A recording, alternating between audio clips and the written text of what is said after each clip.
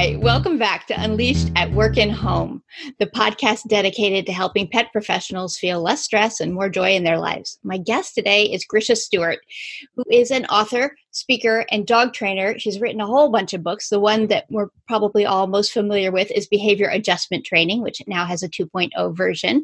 And I invited Grisha today to talk to me about acceptance. Thanks so much for joining me, Grisha.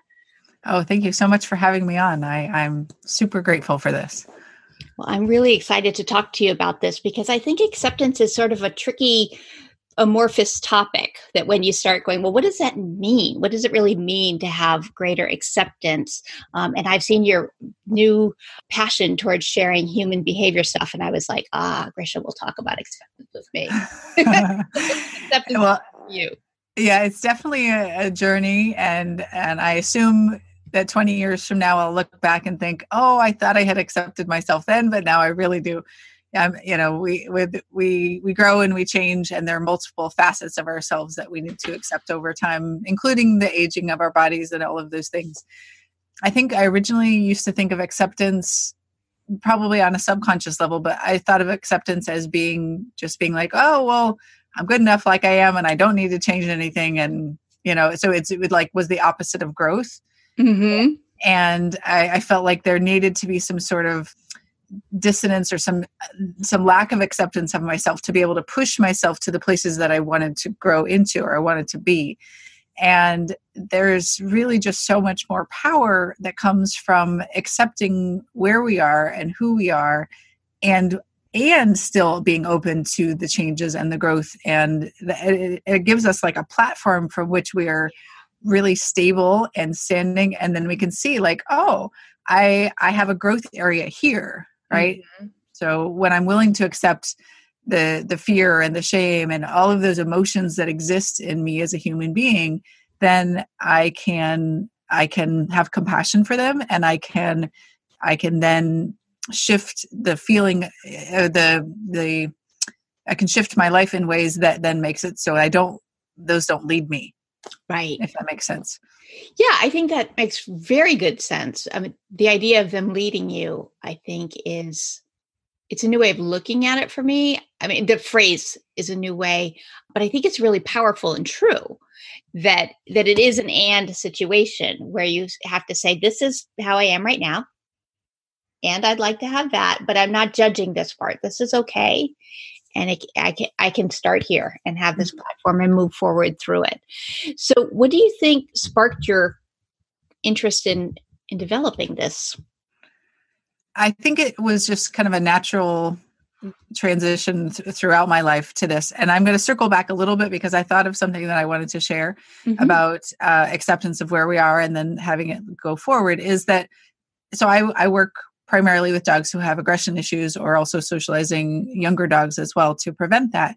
And a lot of times people don't accept the dogs that they have. So they feel they're judging of them. They feel afraid of them or shaming, that kind of thing. And so really that radical acceptance really helps with the dogs, right? That when we accept like, this is the dog I have and I love him and I'm going to make his life safe. And I'm also going to do this training that enables him to be able to grow and be more comfortable in a lot more situations. Mm-hmm. And so that same philosophy is what then you could apply to yourself is I accept myself just as I am, including the fact that part of me doesn't want to accept who I am. Yeah. And that's okay too, right? It's like that double acceptance. So it kind of envelops everything and it's awesome. So circling back to your question then, in terms of where did this come from? So I'll go back, 43 years and say my mother was a meditator. And so I meditated with her when I was just a wee little child. I had no idea what I was doing. I was trying to sit as still as I could. And, but a lot of those pieces, came through. And then later, when I was a teenager, it was when I could have used meditation the most. I didn't meditate. Mm-hmm. And then gradually did more, throughout my college years. I founded a group when I was getting my master's in math. I founded a group for meditation there. So mindfulness has kind of, I've been on this sort of, pendulum swing where there's mindfulness, and then I go back to, okay, I'm just going to do math for a while, and then mindfulness, and then dogs for a while. And so the pendulum is now back, fully centered, where I'm doing all the things. Mm-hmm. And but especially, I would say, since Peanut's death. Peanut was my soulmate dog, which if people know who I am, they know who Peanut is. But he's the dog that inspired me to develop bats for helping dogs that had fears. Mm-hmm. And so he passed away about 4 years ago, and that was the first time that I really. I was in a good position because my partner, her dad had died a couple of years ago. And so I had seen grief recently. I had realized how important it was to allow one to fully feel the experience. Yeah. And so then when I had my own experience, I allowed myself to be as sad as I needed to feel and not judge my process whatsoever. And that was actually the first time that I really allowed myself to feel all my feelings. Mm-hmm. Up until that point, had been kind of proud of my stoicism, and that I was able to be aloof and not cry or whatever else, and I could leave relationships and not take a look back, and it was just over. And this was a moment in my life where I really just allowed myself to feel all the feels, and so that opened up a big cascade of other emotions. And so that, and then subsequently then having a partner that was going through what you could call a psychotic break or a spiritual crisis, being with him was eye-opening. It was amazing because when a person is going through that kind of stuff, it's kind of, I used to think of it as like it's separate, or it's like it's like, I didn't use the word broken, but like there's something like really wrong with that person, Mm-hmm. right? And what I have come to realize is just a matter of scale. Like all of the things that a person who has paranoia is doing, it's what we all do. But if you scale it back, it just becomes worry and mistrust, right? And the same thing with delusions. Like those are, if you amp them up, you get full-on delusions. If you look at it in the smaller version, it's just us projecting our feelings and emotions on other people, and projecting that their intentions are different from ours.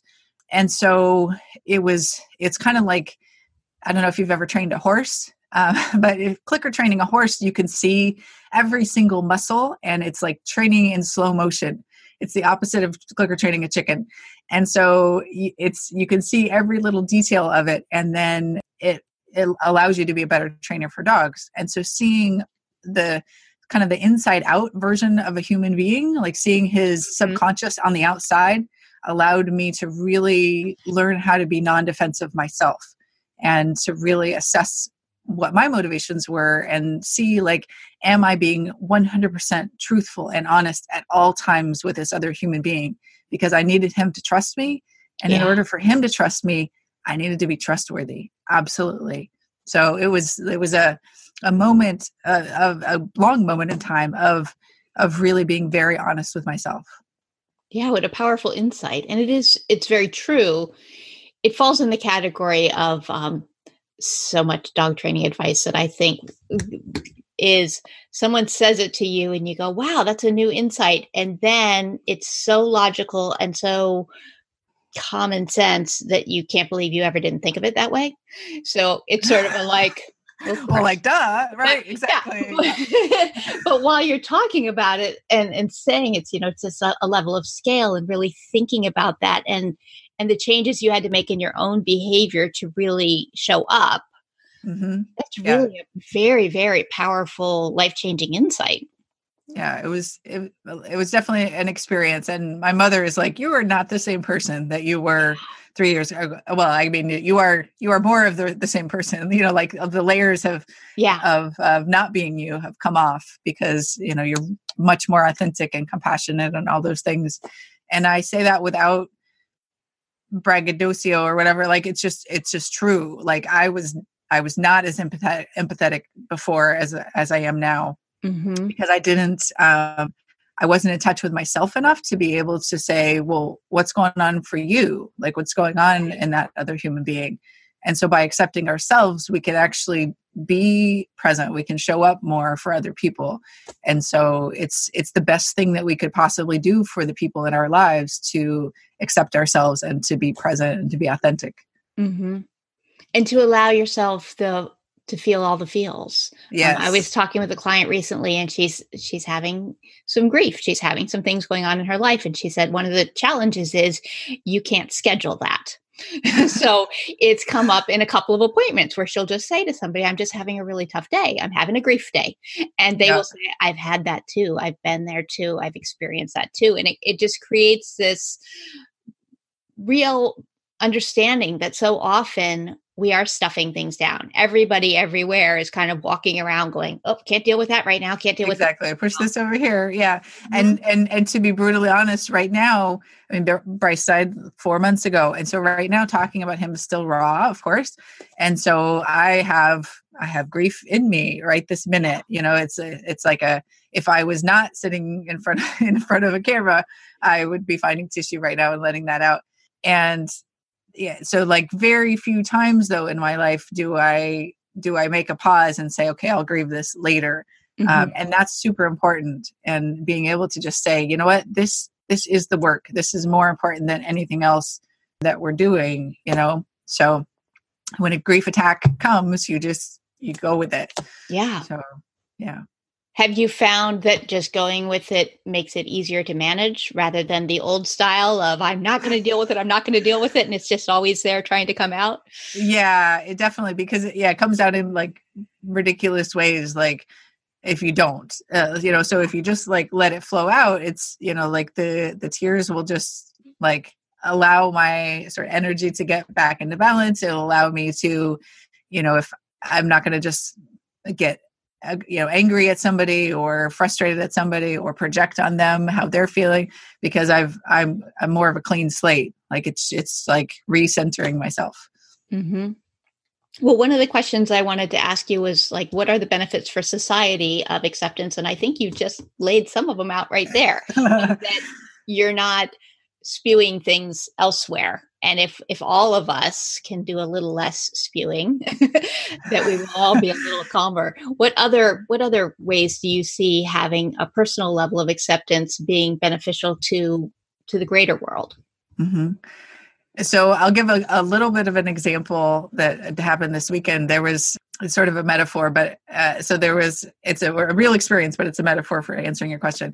So I was at a festival, and there was a woman that had a balloon tied to her shoulder that was like up above her. But when she would walk, it would go out behind her, and then it would hit people in the face as she's walking along. And so she was not aware that her balloon was hitting people in the face, right? And so I told her that this was happening, and like she very undefendedly said, thank you for that. And she changed something about it. And so it stopped hitting people in the face, right? If she was not willing to accept that her balloon was hitting people in the face, then she would have just been like, well, F you, and like keep going. Mm-hmm. And then, so society would have been at her mercy, right? Mm-hmm. And that happens all the time with all kinds of things. And so by accepting that we have emotions, that we have, flaws, we have habits that we don't like, that we're working on changing, we have all these things, we're able to really just like know our stuff and know where it's influencing other people, and we own it, right? And so we are much less defensive, and we can be present with other people. And that means we've got more energy to be part of projects. We say yes when we mean yes, and we say no when we mean no, right? We don't just like half commit to something and then it falls apart. So our contribution is much heftier because we only say yes to the things that we really intend to follow through on. So that's important as part of acceptance. So many things. And also just like raising children, right? If we judge ourselves for feeling certain ways, that's going to come through in the ways that we raise children. It's also going to come through in our intimate relationships, our partnerships, as I think we eventually start treating people like we treat ourselves. And so if I'm really judgmental of myself, then eventually I'm going to start judging my partner. And so if I don't accept that that's happening now to myself, then I'm definitely not going to accept it when I start doing it to my partner. Yeah. And just even being aware of the voice in your head that's saying those things. I think so many people don't, they hear the voice, but they don't attend to it. They don't notice, oh my gosh, I say ugly, ugly things to myself. I'm very Right. judgy. And having that newfound awareness often chafes for people. So often very uncomfortable noticing it, but to Yes. catch that and to start recognizing and hearing it and then seeing the ways it bleeds out into our interactions and our conversations with others is incredibly powerful for being able to change things, but not judging, not saying like, oh, I have such a negative voice. I am such a terrible person because I have a negative voice. It's Right. awful And that then I it have this negative. spirals. Yeah. Right. You can, yeah. It's well, and it's just like with positive dog training, right? So you positively train yourself to not do those things, right? Mhm. So you replace that habit with, things like, oh, you're a loser, you can't do this. It's you can't do this yet, or I Yeah. can't do this yet, and I find, actually, it's not, I find there's research that says that if you talk to yourself in the third person, if you're feeling anxious, it actually reduces your heart rate a huge amount. Hmm. And I think partially because you end up being much nicer to yourself. Hmm. So, and it's also much more present because you can say, well, Grisha's sitting in a chair and she's feeling uncomfortable. Grisha's doing this and Grisha's doing that. And then you're like, oh, actually, I feel really good now. Yeah. It's amazing Yeah, how yeah, it provides that little bit of distance that allows you to be slightly more objective, exactly. the broader view where you're kind of looking in and going, wow, Colleen is nervous. Yeah, Interesting. yeah, And then we can do something with that as opposed to right. my entire Yeah, being is nervous. That's right. not the same thing. We end up being owned by our emotions instead of the other way around. I have emotions, I have feelings, but I am not my feelings. I am the Yes. awareness that sees myself having those feelings. Yeah. So, There's so much richness in here. There's a yeah, lot to really talk about in this conversation. This is very interesting. yeah. Um, so obviously there's all these wonderful benefits. What gets in our way? Why aren't we all just walking around happy and accepting all the time? Yeah. So it's, well, first of all, it's hard, right? So it's not the Mhm. comfortable path, because accepting yourself is like, oh, wait, I can't blame that other person for doing this. It's actually me. Right. And so there's like this moment of sitting with what the Buddhists call the shenpa. It's like being hooked, where you're wanting to respond to someone, aggressively, and you're like, wait a minute, that's my stuff. And pulling that back, or just, so all of it, it's hard. It's just not something we're taught. Well, lots of people are taught, but most of us, I would say, are not in the Western world. And so that's one thing. Also, like when interacting with people who have more of a standard style, that I might make fun of you for admitting, that you have emotions, right? Especially for men, which is why the male suicide rate is so much Yeah. higher than women. I think it's a huge piece of it, is that men are not accepted for having emotions. And so it's Hmm. almost this like covert operation of finding other people that are in your tribe that have feelings and admit to them. Yeah. So there's that. And then there's just a lot of conditioning. So just like dogs, we are products of our conditioning, and so we have strategies to meet the needs that we have. So we have a need for safety, we have a need to belong, and lots of other needs, and for thriving. And so the strategies that we have kind of worked. They were enough. They kept us in our families. They kept aggression to a minimum. And so it's hard to give up a strategy that worked to some extent, Yeah. right? And so we can't, the best way to think of it is not to judge ourselves for having these defenses or whatever it might be, but to say, that worked for me at the time. It was what I needed, and I don't need that anymore. Like there's Yeah. like strategy 2.0 that I could try that will, that will give me, that will meet more of my needs. Because a lot of times the things that we do, and we talk about this in the How to Human class just this week, how we come up with strategies that meet some needs, but they prevent or block the other needs. Yeah. Right. So for example, smoking is a strategy to a lot of times to calm us down, or to help us belong, because we might be hanging out with smokers or whatever else. But then that also doesn't meet the need for health. It doesn't meet the need for belonging in groups of non-smokers. And so other things like that. So really looking at our needs and our habits and all those things, and finding out, do they meet our needs, is really important. Yeah. And do they meet the long-term important needs more than the short term sort of urgent, Yes. but not all that important needs. And that's a Right. real tough one, especially like smoking is an easy example. I don't smoke, but I'm totally into chocolate. So I like give in the moment. Mhm. That's maybe not the long-term important need I'm meeting there, but Right. Exactly. In the short-term need, moment, you're like, yes. And then 5 seconds later, you're like, oh, I actually didn't need that, did I? that's an interesting thing. Yeah. Yeah. And that's the thing is that we are subject to reinforcement. It's like, that's how we learn and that's how animals learn. And so it takes a certain amount of awareness. I kind of think about it as like my awareness is at the level, like that's my dog trainer. And then my like, you know, feed me now, I want this is the border collie in my head. Mm-hmm. And right. And so it takes like the responsibility, like the trainer to be responsible and say, I'm just going to prevent access to that, or, like, we're just not going to do that. But look here, you want this chocolate. Here's this other thing. Right. I have like a list of things at the ready for the border collie to go chew on besides for, whatever else it's doing. So substituting habits helps a lot. Yeah.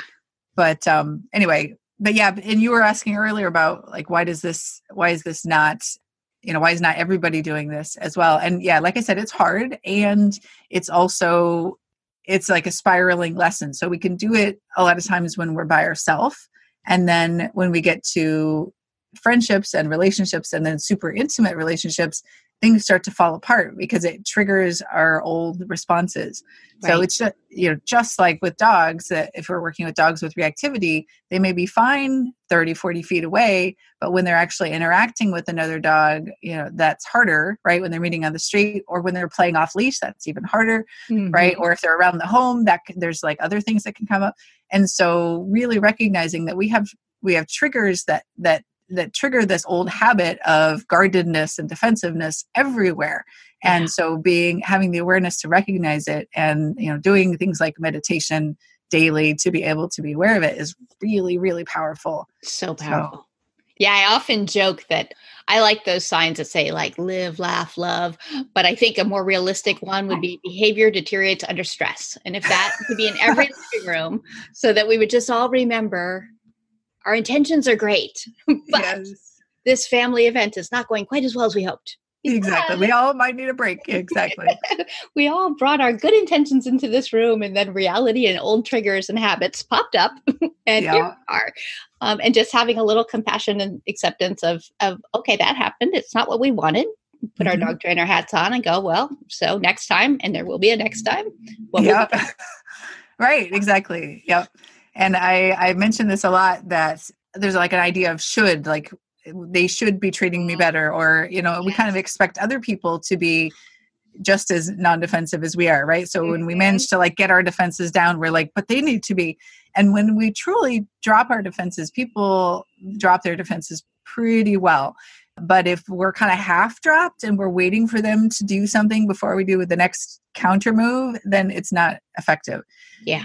And so the metaphor that I like to use is that if I am walking with my friend and we both fall down a hill and we're rolling and we're tumbling and we get to the bottom, whichever one of us stands up first should be the one that helps the other. Right. So if we get in a defensive state, like whoever figures it out first can like get undefended and help the other person. I love that image. The same person a lot because maybe somebody's better at getting up at first. Right. Yeah. So, yeah. I think that's a really helpful image. I love that. Thanks. Because it is, neither of us has an intention at the bottom of the hill about that. It's just somebody gets up. Exactly. You're up. Here we go. Yeah. And now like, wait a minute, you're supposed to be the one that gets up and helps me up. It's exactly. Like, no, you were physically able to do it first. So, okay. Yeah. I love that. That's really cool. Okay. So if someone would like to become more accepting, what would you say are some beginner strategies? I'm like beginner strategies. I don't know. So because they're all blended, right? But I would say the moment that we realize that we're not accepting ourselves is a win. And that's something to keep in mind, is that like, instead of framing it as like, oh, I just I was just telling myself bad things. Like that moment is actually like, yes, I just recognized that I was doing this. Like that is the practice. So recognizing that, that there is, you will over and over and over find yourself not accepting yourself. And so anytime you notice it, that is accepting yourself. So that's the win. So there's that. Also, I mentioned meditation. I love the Headspace app. There's an app for guided meditation. There's a couple out there as well. But I really like that one for no other reason than that was the one that I got into first. So that's my habit. But I love it because there's different packs in there and they have like 30 days you can do on grief or acceptance or whatever else. And so that's a one I would recommend. We will link to that in the show notes. Okay, cool. And so other things is just being able to sense your body. So noticing when your body is responding to something just throughout your day. And it's going to be easier when you're not interacting with people in person. So just like pop on Facebook for 10 minutes with the only intention being of, I'm going to monitor my feelings as I read these posts. And then just like scanning your body and being like, okay, woo, that was a good one. And I feel it here. And that I feel anger and that's here. And so really using it as a little bit of a metric for where are the emotions in my body. Yeah. I think that's really powerful. I've done with groups sometimes where I have like little gingerbread shapes on papers, and then we color in the areas that you would feel it. Like, where do you feel anger and where do you feel sadness? And there's a lot of consistency among people, but it's not completely consistent. But it's also interesting to have people go, I have no idea where I feel that. And then to really start thinking about it, because our bodies are always responding. They're always responding. And we're doing so much based on body awareness that we're not consciously aware.